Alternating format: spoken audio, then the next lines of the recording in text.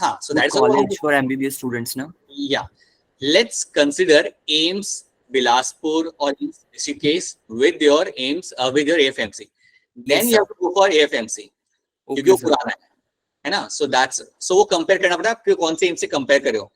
If you're comparing to Delhi and Bhopal, then I would go. If you're getting into Delhi and Bhopal, then I would not suggest you to get into AFMC. Yes, but if you're getting into like Bilaspur case or something else, then I would recommend कि तुम इसमें देख लो फिर better AFMC. Okay, हाँ जी प्रवीण बताइए. AIIMS Jodhpur. वापस बोलना, आपका क्वेश्चन पता नहीं चला. Sir AIIMS Jodhpur Rajasthan. हाँ, you also have AIMS, वो भी बढ़िया है. It is also one of the best in the country, yes. But the bottom line is that if you want to get into AIMS, then you really have to get a extremely good score, right? Yes, sir. That's important point for getting admission in AIMS. That is the thing. So basically, I think मैं बाकी चीजों को बता चुका हूँ यहाँ पे कि अगर आपको AIMS Delhi चाहिए, then as I've told you earlier, as I've told you some of you, that in biology you have to get like 90 questions right. That's one thing. In physics आप एक गलत कर सकते हो, केमिस्ट्री में आप एक गलत कर सकते हो. That's it. बस गलती में होती केमिस्ट्री में, फिजिक्स तो सबसे अच्छी होती फिजिक्स है मेरी तो. हाँ, तो वही, लेकिन वही मैं कह रहा हूँ कि अगर आप एम्स दिल्ली का अगर सोचो तो आपको विंडो है सिर्फ एक ही गलत करने की फिजिक्स में, या आपको विंडो है केमिस्ट्री में एक गलत करने की. एंड बायो में it has to be like 90 और 90 करेक्ट.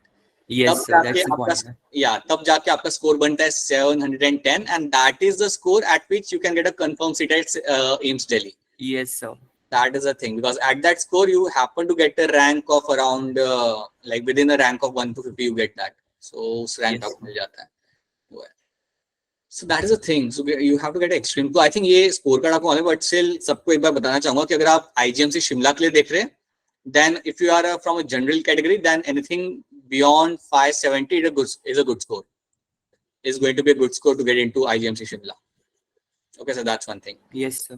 अगर आप let's assume you are from category, then even at a score of around 530, you can look for IGMC Shimla Himachal domicile की बेसिस पे. एंड जो आपका आखिरी जो आपका सीट फिल होता है ना, आपका जाता है पंडित जवाहरलाल मेडिकल कॉलेज चंबा. उसका सीट आप सबसे आखिरी में आपका फिल होगा. तो अगर आपका स्कोर आता है 520 530, even then you have a very good chance that you get into this college, this Pandit Jawaharlal Nehru medical college Chamba at that score 520 530. Yes, sir. So yeah, that is how the ranking goes for your all the medical colleges, right? And then you have in between Tanda ka medical college apna, you have in Nahan, Hamirpur, Mandi. Yeah, these are the few colleges you have, right? All right, so let me start the screen share and let's see what we have to cover today. Kashish, good evening. So I think all of you are, let me just start the screen share.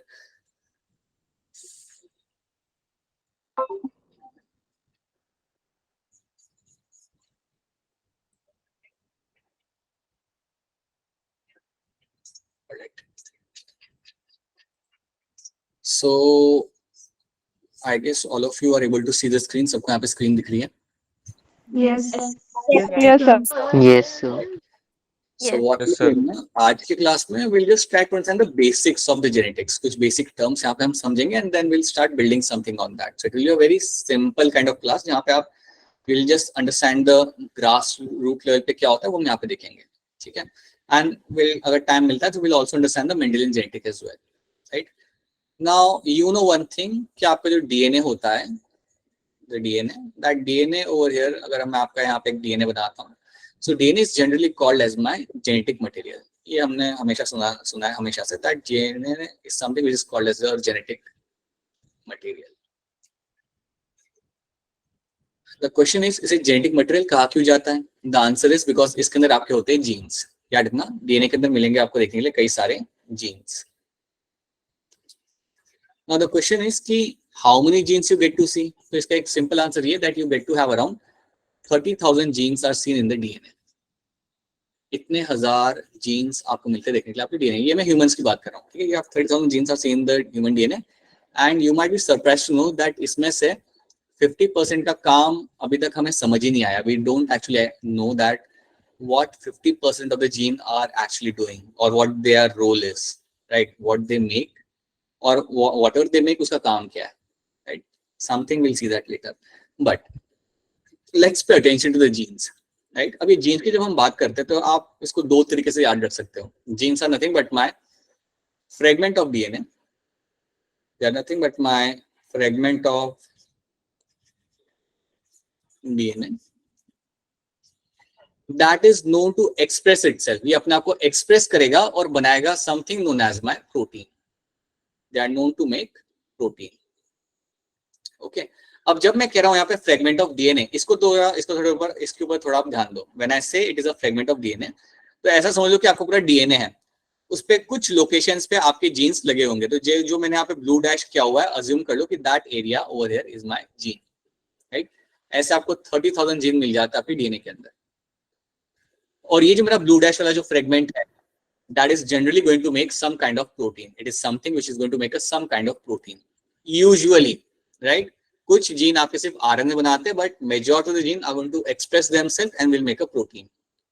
और वही protein आपको एक character देता है। I give you the example over here.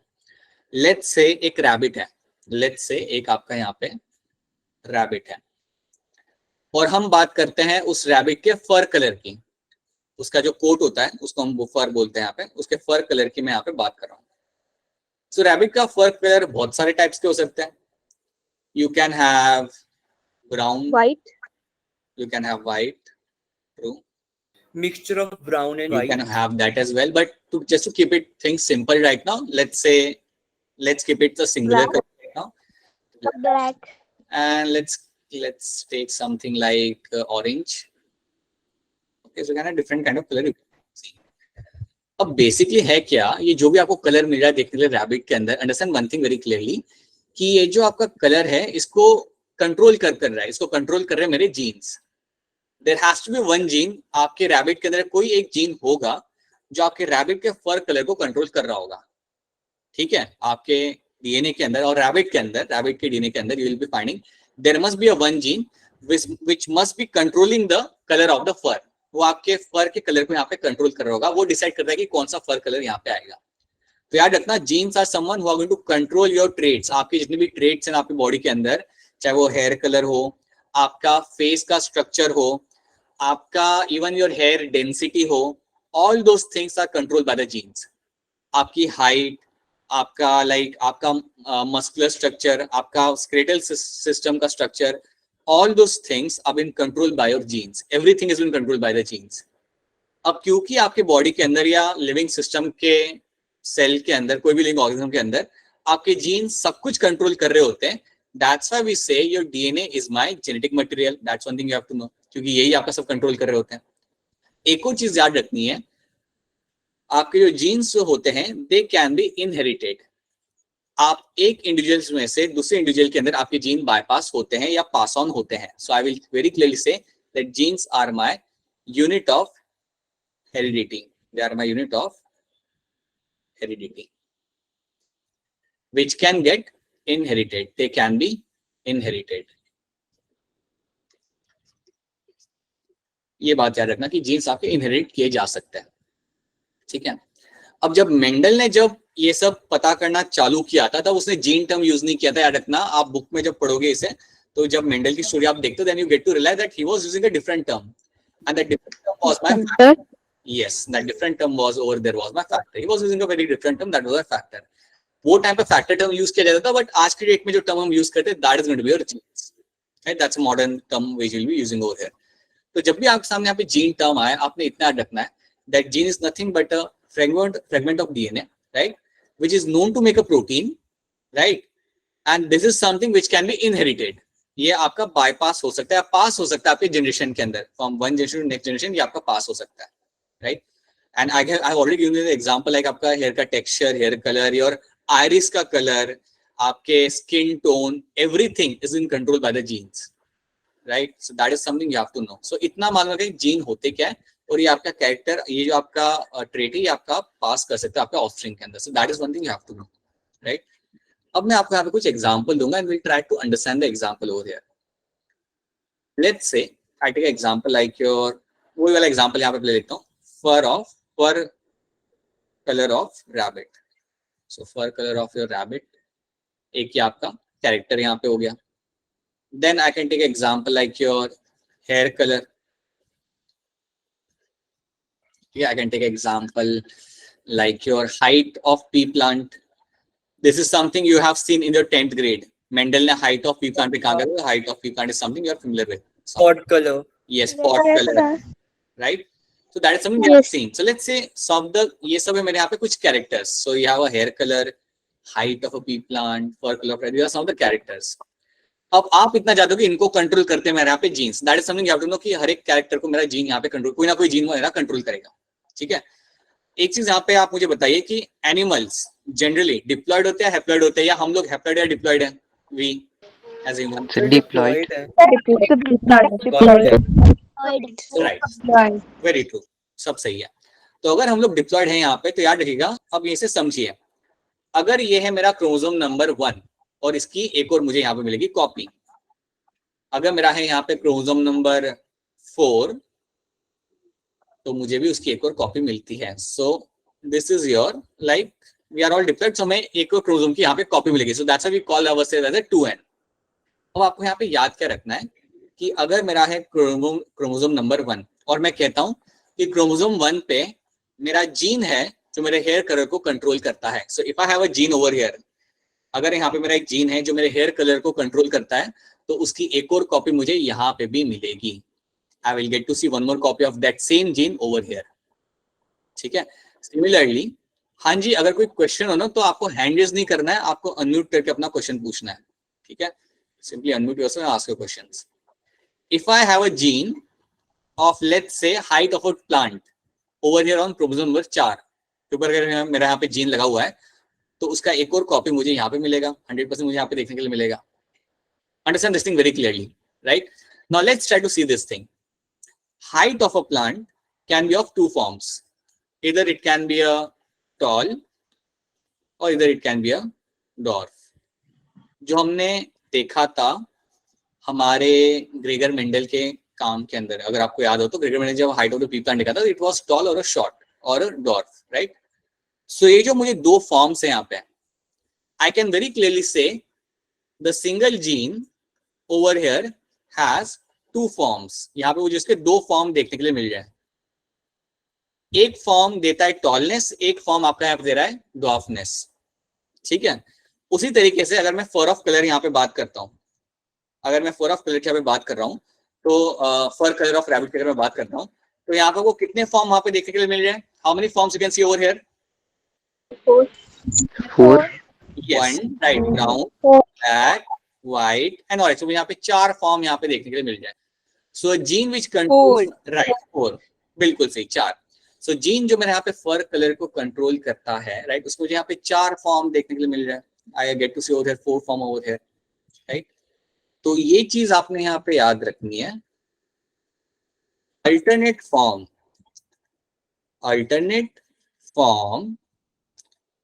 of a gene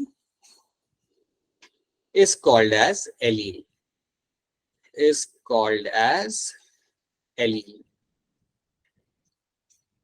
ये बात याद रखना. Alternate form of a gene is called as my allele. तो ये दोनों मेरे एलील कहलाएंगे.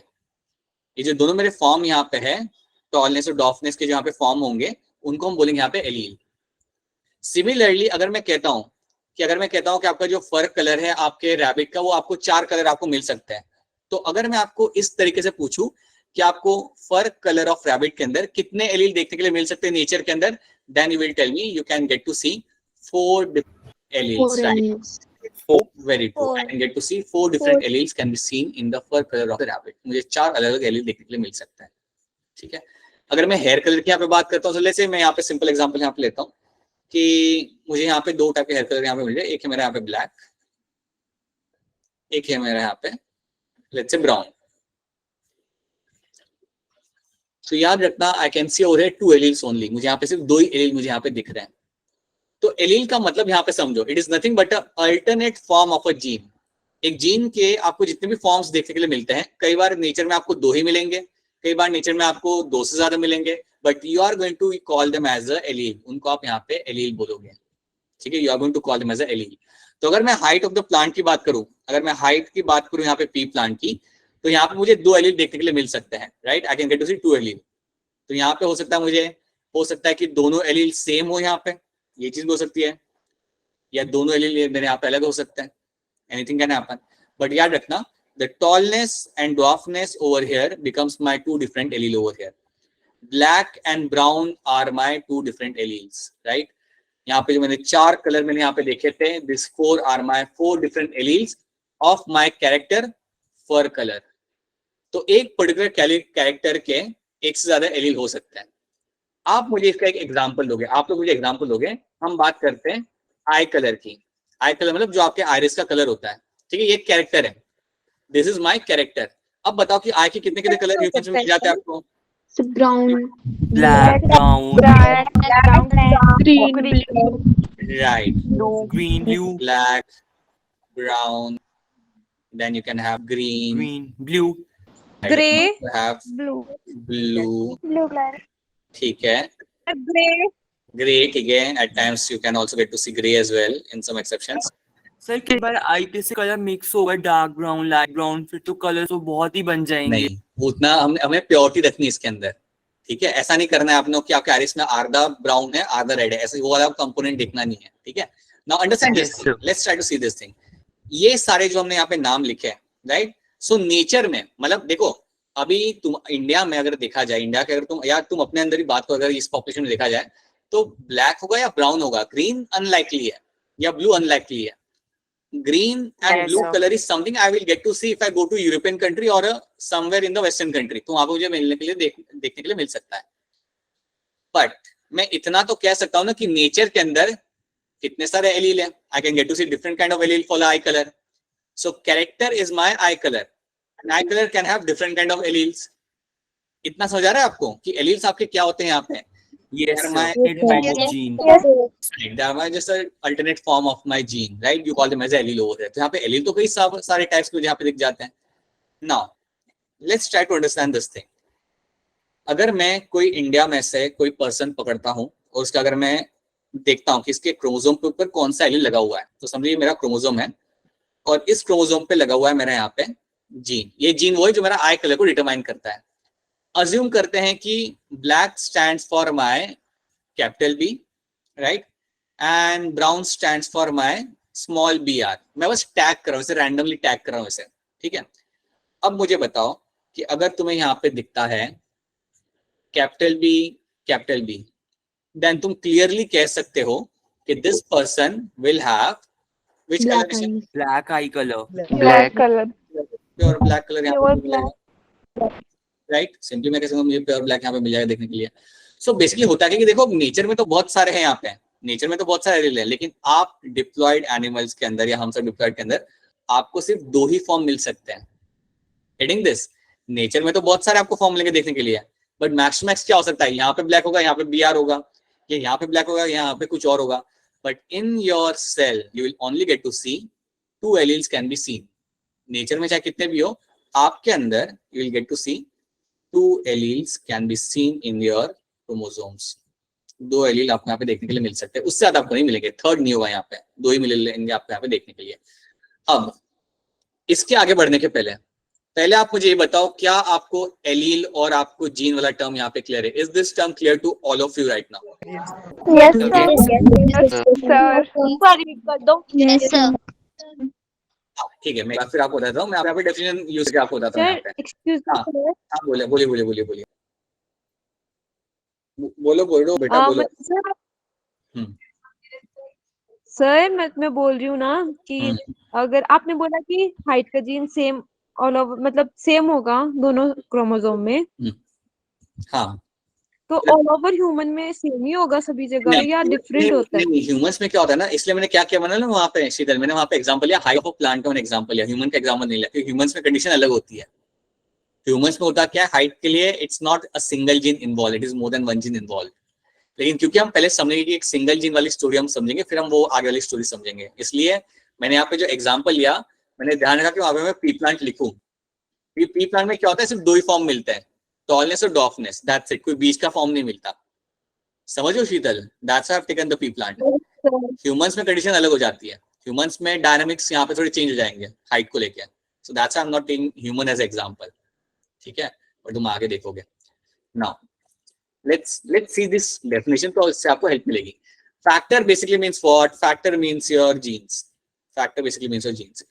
It is a unit of your heredity which is responsible for inheritance and appearance of the character. So basically factor is another term for my gene, और ये मैं already आपको बता चुका हूँ. It is a unit of heredity, और ये आप पास करते हो अपने ऑफस्प्रिंग के अंदर. This is something you pass into the offspring. So that is something you know, that is something we have discuss कि आपके होते हैं जीन्स, राइट. अब जीन्स के कई सारे फॉर्म्स हो सकते हैं, कई सारे टाइप्स हो सकते हैं, या फॉर्म या टाइप को हम यहाँ पे नाम देते हैं. That is called as my allele. वही यहाँ पे लिखा हुआ है. Alternative form of gene which are located on the same position on the same homologous chromosome is called as my allele. तो जैसे कि मैंने आपको यहाँ पे बताया, राइट, ये है आपकी, देखो यहाँ पे आपका जीन लगा हुआ है, उसी सेम पोजीशन पे ऑन द होमोलोगस पेयर के ऊपर आपको मिल सकता है आपका allele, right. And that allele can be same और कैन बी डिफरेंट. वो डिपेंड करता है कौन सा एलील वहां पे है, वो या फिर सेम हो सकता है फिर अलग हो सकता है. बट याद रखना, alternate form of gene is called as my allele. आपको allele और जीन की डिफिनेशन आपको क्लियर होनी चाहिए. So that is something clear should be clear to you. ठीक है. Now let me give you an example just to make you understand this thing much more clearly. समझ लो you have a homologous pair over here, और मुझे यहाँ पे दो allele देखने के लिए मिल जाए. समझो टॉलनेस के लिए मैं यहाँ पे लिख रहा हूँ कैपिटल T, जो आपने 10th में भी पढ़ा होगा, और यहाँ पे मैं लिख रहा हूँ capital T. I am also writing capital T over here for tallness. ठीक है. तो हाँ, इतना तो पता चल रहा है आपको कि अगर मेरे दोनों एलील सेम है यहाँ पे, तो इस प्लांट के अंदर टॉलनेस मुझे मिलेगी देखने के लिए. This plant is going to be tall. But याद आपको यहाँ पे ये रखना है that this condition over here is called as my homozygous condition. This is my homozygous condition. अब जब मैं कह रहा हूं कि मेरी होमोजाइगस कंडीशन है, दैट मींस व्हाट, कि मेरे दोनों एलील यहाँ पे सेम है. अगर मेरे दोनों एलील यहाँ पे सेम होते हैं, then I will call it as a homozygous condition. If my homologous pair of chromosome has same alleles, अगर उसके अंदर मुझे दोनों के अंदर सेम एलील देखने के लिए मिलता है, then that is my homozygous condition. Now let me give you one more example over here. अब यहाँ पे देखो आप, यहाँ पे मैंने यहाँ पे क्रोमोसोम बना दिया. समझो यहाँ पे मेरा जीन है, और ये जीन कंट्रोल करता है फ्लावर के कलर को, और मैं यहाँ पे एलील लिखता हूँ. एक लिखता हूँ मैं यहाँ पे कैपिटल बी, और दूसरा पे लिखता हूँ मैं स्मॉल बी. आप मुझे बताओ, क्या इसे मैं होमोजाइगस कह सकता हूँ? Can I say this as a homozygous condition? Very बिल्कुल जी, आप सबका आंसर यस. यहाँ पे होमोजाइगस टर्म यूज करूंगा. Over here I am using a term that is going to be my heterozygous. तो ये दो टर्म्स आपको यहाँ पे क्लियर होने चाहिए. एक लास्ट एग्जांपल दूंगा, फिर हम आगे बढ़ते हैं. टेल मी क्विकली कि समझो मैं height of the pea plant की यहाँ पे बात कर रहा हूँ. Again I am talking height of the pea plant, और मुझे यहाँ पे जो दो एलील मिल रहे हैं, एक है मेरा यहाँ पे स्मॉल टी, और दूसरा भी मेरा यहाँ पे है मेरा यहाँ पे small T. So can I use a heterozygous term over here? Homozygous है सर, ये नो. ग्रीन वाले में दोनों में स्मॉल टी लगे हुए हैं, तो ये क्या होगा? हेटेरो होगा, होमो होगा? होमोजाइगस होगा. ये होमोजाइगस होगा, because we are finding like both are like small Ts. दोनों एलील यहाँ पे सेम है, दोनों एलील मेरे यहाँ पे सेम है. सो that's why this becomes my homozygous condition. एक बार फिर आपसे कह रहा हूँ, अगर आपको कोई क्वेश्चन होगा प्लीज अनम्यूट करके डायरेक्टली पूछ लो, बिकॉज जेनेटिक्स के अंदर क्वेश्चन आते बहुत सारे, राइट. जहन में बहुत सारी चीजें आती है. Please make sure you ask that. ठीक है. So please know this my homozygous. So homozygous heterozygous should be clear to you, right. और याद रखना, these are nothing but my alleles. ये कुछ नहीं है, but they are nothing but my alleles. So different form of your gene is going to be called as my alleles. इतना information आपको यहाँ फिलहाल याद रखना है. Now we'll jump on to the story of Gregor Mendel. So Gregor Mendel की story को हम यहाँ पे थोड़ा सा समझते हैं, and then हम आगे बढ़ेंगे. So जब हम बात करते हैं हमारे Gregor Mendel की, so कुछ चीजें आप लोग जानते हैं, उसे मैं रिपीट करूंगा. Like he was a monk. ये monk थे, और ये थे monk from your Austria, and he is known as a father of genetics. That is also something you know. Mathematician भी थे. बोलिए बेटा, बोलिए, क्या कर रहे हो आप? मैथमेटिशियन. हाँ, बिल्कुल मैथमेटिशियन भी थे. मैथमेटिशियन मैं नहीं कहूंगा, मैं ये कह सकता हूँ that he did his experiment and he used mathematics in that. मतलब वो जो अपने एक्सपेरिमेंट कर रहे थे तो उसमें उन्होंने मैथमेटिक्स यूज किया. उन्होंने मैथमेटिकल रेशियो यूज की. हाँ, एक्चुअली पता है इनके साथ एक इंटरेस्टिंग बात क्या है जो बुक्स में लिखी नहीं की. इन्होंने यूनिवर्सिटी ऑफ वियना ये गए थे पढ़ने के लिए. So he went to university of Vienna, वहां पे वो पढ़ने के लिए गए थे. और जब वो वहां पे पढ़ने के लिए गए थे ना, तो वो पढ़ने के लिए क्या गए थे, वो पढ़ने के लिए गए थे physics and biology, which was a very strange combination. आजकल के बच्चे नहीं पढ़ते फिजिक्स, वो टाइम वो फिजिक्स पढ़ने के लिए गए थे along with biology. The thing was, अब इसमें ये कोई एपिक बात नहीं. एपिक बात यहाँ पे ये है कि जब वो ये पढ़ने के लिए गए थे, at that time his age was 29 years. That is a big thing. 29 की ईयर की एज पे अपने आप को बोलना कि यार मैं जाके फिजिक्स पढ़ूंगा, that's a thing itself. That was a quite interesting thing जिसको लोग मेंशन नहीं करते, but at that age he went over there and studied that thing. क्योंकि जब वो वहां पे गया ना, वहां पे जाने के बाद भी उनका मैथ्स को लेकर उनका हाथ बैठा. He actually realized that how maths is helpful to get a clear set of data. या डेटा को फिल्टर करने में मैथ्स कितना हेल्प करता है, ये सब उन्हें वहां जाके पता चला. And then he came back and then he did his experiment on pea plant. उन्होंने फिर अपने एक्सपेरिमेंट चालू किया on the pea plant. अरे you people don't do something like that at your home क्या? कुछ घर पे तुम्हारे बगीचे में तुम ऐसा कुछ ट्राई नहीं करते क्या खुद से? No sir. No sir. Yes, No, sir. sir. जो लोग करते हैं थोड़ा कभी एक्सप्लेन करेगा कि आप एक्सप्लेन नहीं मतलब बताएगा, कभी शेयर करेगा कि what kind of things you do. It's actually very interesting to do something like planting actually, right? And many of you from Himachal, na, the benefit of you being in Himachal country, you have a space जहाँ तुम कर सकते हो, right? You don't get to see in cosmopolitan city. सब apartment में रह रहे होते हैं and you don't get to see doing that. So it's a thing where you get to learn certain thing about planting, how they grow and what actually happens. You get to know number of things over there. Okay. So जब हम बात करते हैं हमारे experiment की, यहाँ पे तो याद रखना ये पी प्लांट पे एक्सपेरिमेंट किया था ग्रेगर मेंडल ने. क्वेश्चन एक यहाँ पे ये आता है कि इनको फादर ऑफ जेनेटिक्स कहा क्यों गया, या इनके काम का ऐसा क्या महत्व था कि इनको ये टर्म मिला.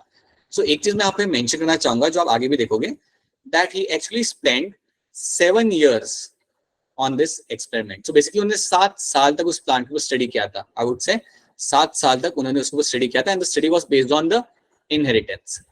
So basically he was studying the inheritance over there. याद रखना 7 years is a big time, right?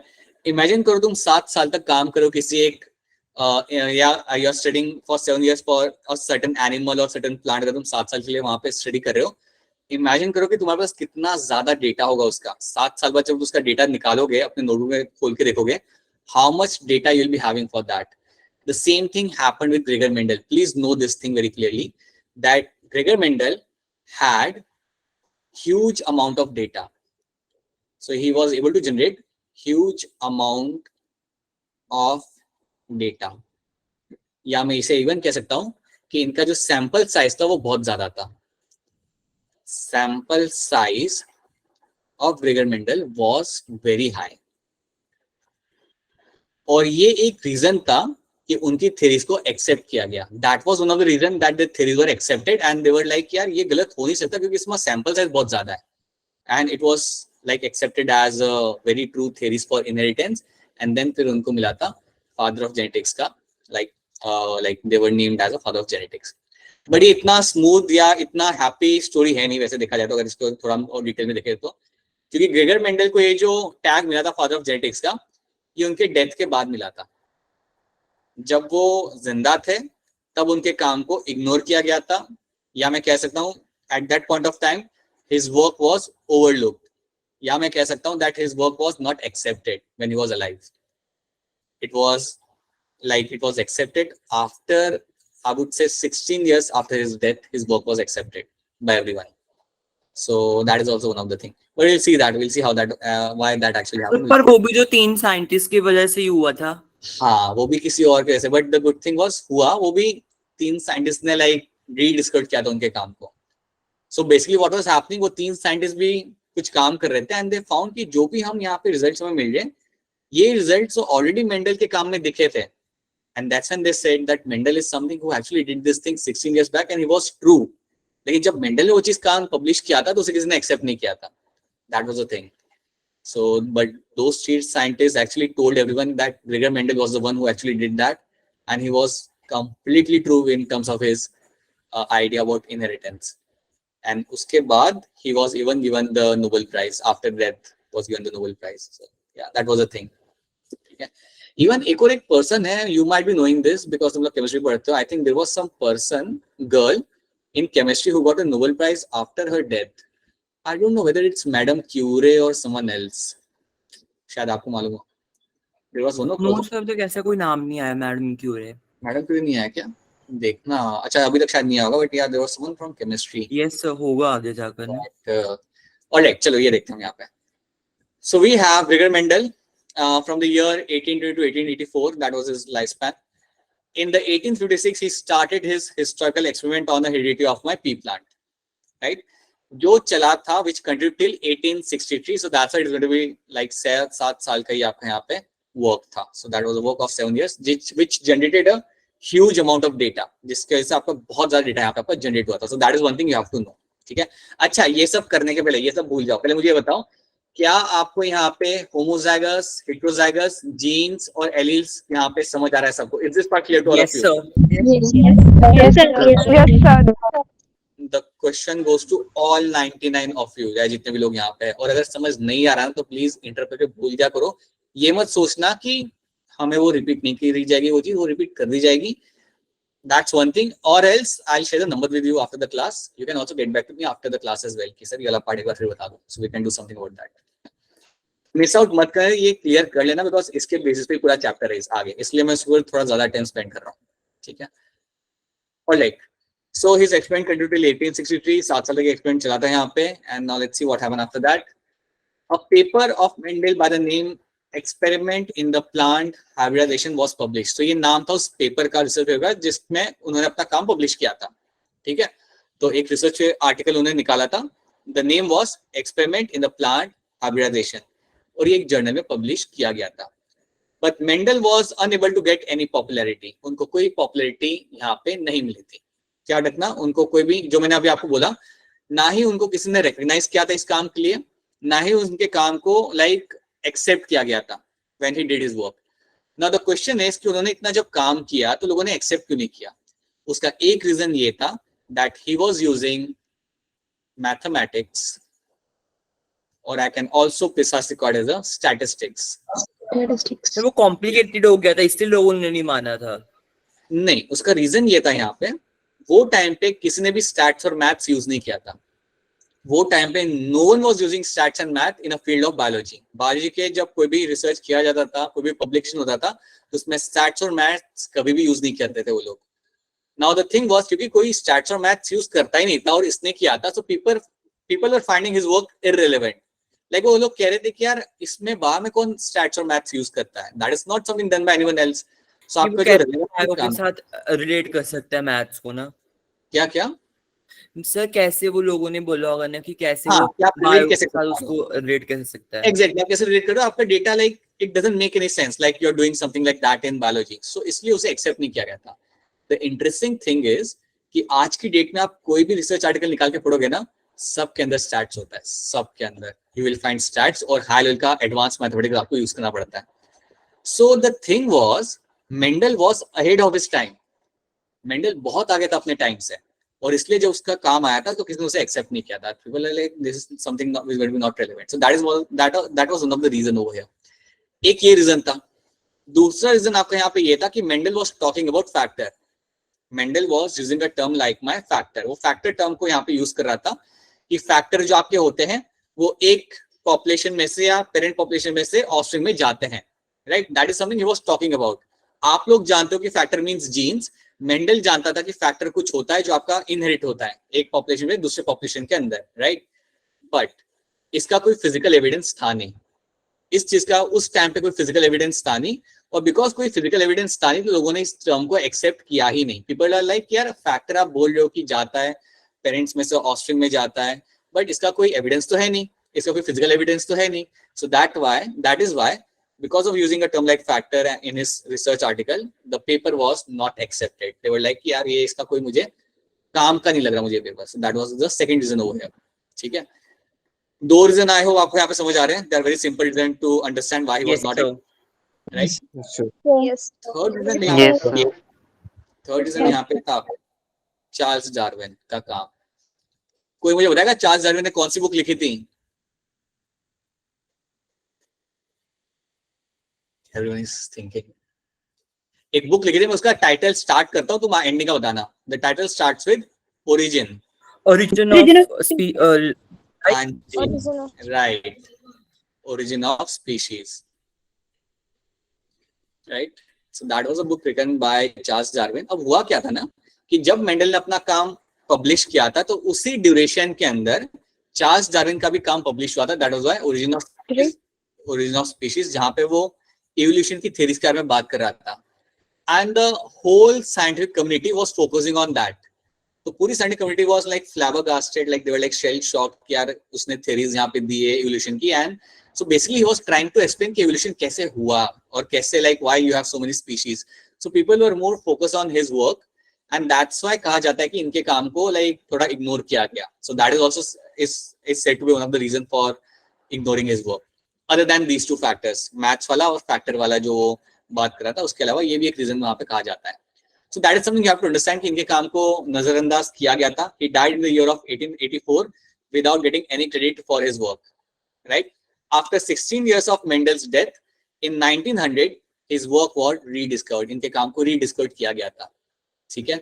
और इनके काम को rediscovered किया गया था by my three scientists, जिनके नाम आपको याद रखना है. That is my Carl Correns, Hugo de Vries and Erich von Schemack. ये आपके तीन इंडिपेंडेंट साइंटिस्ट थे और उन्होंने इंडिपेंडेंटली काम करते हुए मेंडल के काम को रीडिस्कवर्ड किया था. दे रियलाइज कि जो उनको रिजल्ट मिल रहे हैं वो मेंडल को ऑलरेडी पहले मिल चुके थे और वो बिल्कुल सही थे, right? And after that Mendel was given the like tag of Nobel prize after finding कि ही वाज ट्रू. और इसके बाद ही उन्हें वो टर्म मिला था as a father of genetics. After that he was given the term of father of genetics. थोड़ा late हो गए बट मिल गया इनमें फादर ऑफ जेनेटिक्स का टैग उनको अल्टीमेटली यहाँ पे मिल गया. तो इतना स्टोरी पहले आपको यहाँ पे आ जाता है. This is one thing you have to know over here in terms of the story that why he was not accepted, his work was not accepted. ये तो चलो ठीक है. उसके अलावा याद रखना ये नाम, ये जर्नल आपके यहाँ पे experiment in plant hybridization, this is something you have to know because that becomes a potential question और that becomes a potential statement in a question. कई बार क्या होगा ना बेटा, सुनो मेरी बात, कई बार आपको लोग 4 स्टेटमेंट देंगे और 4 में से एक स्टेटमेंट आपको ढूंढनी पड़ेगी जो गलत होगी. तो ऐसे नाम आपको इसके अंदर याद रखने होते हैं, राइट? क्योंकि आपको मालूम होना चाहिए कि यार अगर स्टेटमेंट लिखा होगा ना कि experiment in animal hybridization, then you should know it's a wrong statement because the right statement is my experiment in plant hybridization. So that's why ये वाले terms आपको याद रखने हैं. You should also know कि कितने साल तक उनका काम चला था. It was 7 years. So all those things becomes usually direct question नहीं आते इसके ऊपर, but ये statement के अंदर आ जाते हैं. So that is something you have to know, right? And then ये 3 नाम, ये बहुत important है. Carl Correns, Hugo de Vries and Erich von Schemack are the 3 names जिन्होंने रीडिस्कवर किया था मेंडल के काम को आफ्टर 16 इयर्स एंड देन उसको उसका ड्यू क्रेडिट मिला था. So these are the few things you have to remember in terms of like इतने 2-3 स्लाइड में आपको इतनी चीज के अंदर यहाँ पे याद रखनी है. क्या इतनी चीजें आपको यहाँ पे क्लियर है? Are this things clear to all of you about Mendel? Yes. yes. ये जो हम देख रहे हैं ना ग्रेगर मेंडल को, ये सिर्फ उसकी लाइक स्टोरी टाइप ऑफ है, राइट? इतना स्टोरी आपको यहाँ पे याद रखना है. आपको ज्यादा कुछ इसमें वो नहीं करना. You have to know this much about story, मतलब अभी के लिए इतना आपको इसके अंदर याद रखना है, ठीक है? नाउ उन्होंने यूज किया था आपका plant, that was my P plant. इन्होंने यहाँ पे यूज किया था फॉर द एक्सपेरिमेंट पर्पस के लिए. अब हम क्या करेंगे ना, will try to understand why Gregor Mendel use pea plant, right? तो यहाँ पे कुछ ट्रेड्स है, तो आप मुझे एक-एक करके यहाँ पे बता सकते हो मुझे. Why Mendel, सोच के थोड़ा याद करके, why he used a pea plant, why pea plant was used. या तुम ये भी सोच सकते हो, तुम अपने हिसाब से भी कुछ बोल सकते हो कि क्या लगता है तुम्हें कि why pea plant was used. Because sir इसकी लाइफ साइकिल शॉर्ट होती है. एक करके, राइट? जल्दी ग्रो भी करता है. हाँ जी, ठीक है. लाइफ साइकिल आपकी यहाँ पे होती है शॉर्ट. एक मैंने यहाँ पे लिख दिया. एक पॉइंट आपका यहाँ पे आएगा that yes they can undergo self pollination very easily, ठीक है? हाँ बताइए शीतल, क्या कर रहे हो आप? मैं तो सेल्फ पॉलिनेशन ही बोला था सर. हाँ ठीक है. और कुछ और बताओ. लाइफ साइकिल शॉर्ट होती है, सेल्फ पॉलिनेशन कैसे? easily available. Can easily be cultivated. Easily cultivated. बढ़िया. 14 factors. कल्टिवेटेड, ठीक है। हाँ, और क्या बोला आपने, एक और क्या बोला आपने? 14 factors. Sorry. Contrasting traits. Okay, contrasting characters. Okay, right. ठीक है, they had contrasting characters. Contrasting character, ये हम देखेंगे, ये टर्म को मैं बाद में आपको आराम से समझाऊंगा ये है क्या, ठीक है, इसको घबराओ मत, ये टर्म को देखें, ये हम फ्लावर देखें। और बाइसेक्सुअल। हाँ ठीक है, बायसेक्सुअल फ्लावर सेल क्वेश्चन कर सकते हैं। अच्छा ठीक है, अब मैं आपको ये पहले 3 टर्म्स हैं इनको थोड़ा सा इलैबोरेट करता हूँ। लाइफ साइकिल आपकी शॉर्ट होना, तो इसका फायदा क्या होता है? You can study many generations, you can study many generation. ये चीज हमेशा याद रखना, कोई भी आप एनिमल यूज करते हो in the field of genetics, आपको भी नोटिस करना वो एनिमल को चूज करेंगे जिसके अंदर आप कई सारे जनरेशन आप स्टडी कर सकते हो। सो ओवर हियर अगर आप पी प्लांट यूज कर रहे हो, they have a shorter life cycle, so you can study many generations. I give you the example just to explain you this. आपका एक इंसेक्ट होता है जिसको हम कहते हैं फ्रूट फ्लाई। एक इंसेक्ट आपका होता है जिसे हम कहते हैं फ्रूट फ्लाई। अब फ्रूट फ्लाई आपने देखा होगा लेकिन आपको मालूम नहीं होगा वो कैसा दिखता है। मैं आई give you the example over here. कभी आप नोटिस करना, अगर आपके घर पे अगर आपने कहीं पे फ्रूट रखे होंगे ना, केले रखे होंगे, आप उन्हें वैसे ही रहने दो 2-3 दिन के लिए, राइट, उन्हें सड़ने दो थोड़ा सा, आपको क्या दिखेगा? एक कुछ स्मॉल सा इंसेक्ट उसके आसपास आपको घूमते दिखेगा, यस ब्राउन कलर, छोटे छोटे इंसेक्ट आपको उसके आसपास घूमते आपको दिखेंगे। Those insects are my fruit fly. अगर कभी नोटिस नहीं करता तो ये तुम कर सकते हो, you can actually cultivate fruit fly at your home. Banana लो, उसे जार में रख दो, उसे मैश करके उसे वैसे ही रहने दो, 7-8 दिन के बाद आपको उसमें फ्रूट फ्लाई ग्रो करके आपको वहां पे दिख जाएंगे। So they are my fruit fly. अब फ्रूट फ्लाई जो आपका यहाँ पे होता है, it is one of the best model for studying genetics, क्योंकि इसका लाइफ साइकिल क्या होता है? शॉर्ट होता है। अगर इसका लाइफ साइकिल यहाँ पे शॉर्ट होगा तो जल्दी बड़ा होगा। Drosophila, exactly. So fruit fly is nothing but my, that is your Drosophila. Drosophila melanogaster. हाँ जी, सो ड्रोसोफिला मेलानोगास्टर जो आपका यहाँ पे है वो है आपका यहाँ पे फ्रूट फ्लाई, ठीक है। और ये यूज किया जाता है जेनेटिक्स के अंदर, बहुत ज्यादा यूज किया जाता है एक्सटेंसिवली स्टडी करने के लिए एज अ मॉडल। अब इसको करते क्यों है यूज ज्यादा? Because it has a life cycle, इसका शॉर्ट होता है। देखो, लाइफ साइकिल होती है इसकी। हाँ सुनो, अगर इसका लाइफ साइकिल शॉर्ट होगा तो हाँ जी 14 डेज का लाइफ साइकिल होगा, तो इसमें फायदा क्या होता है कि बहुत कम टाइम के अंदर, आप महीने भर के अंदर आपको 4-5 जनरेशन आप स्टडी कर सकते हो आराम से। You can study 4 to 5 generations very easily in a span of a month.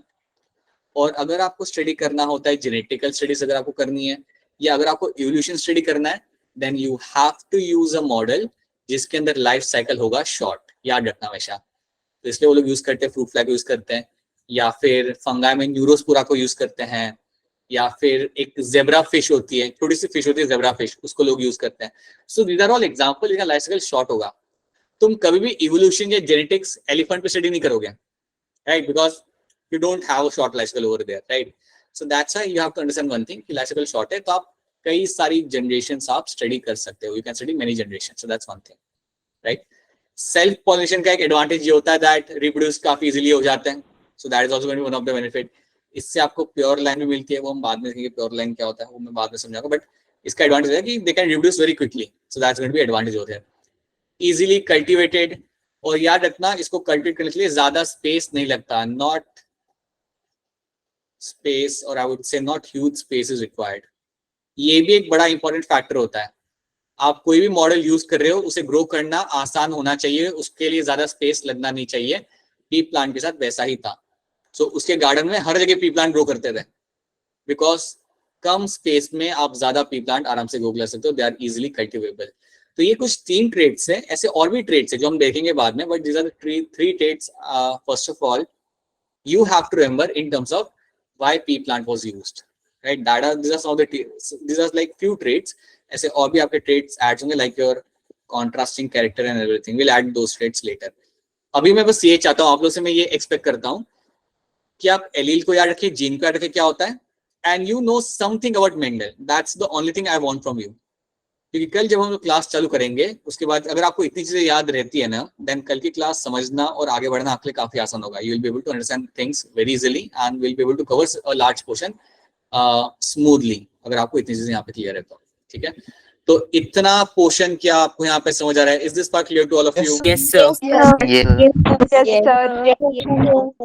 Strongly recommend कि बस इतना पोर्शन याद रख लेना, ठीक है, इतना याद रख लेना, that should be enough for today. ठीक है.